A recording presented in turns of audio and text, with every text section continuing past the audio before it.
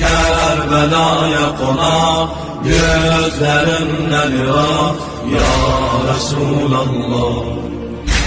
Ölür Atşan Fatıma balası, düştü elden uzak ya Resulallah.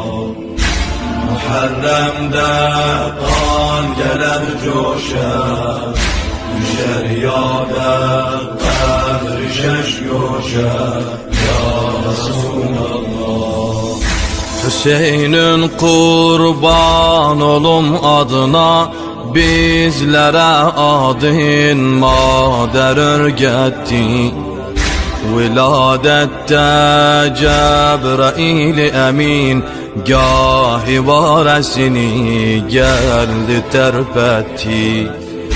Veli bilmem Kerbela'da niye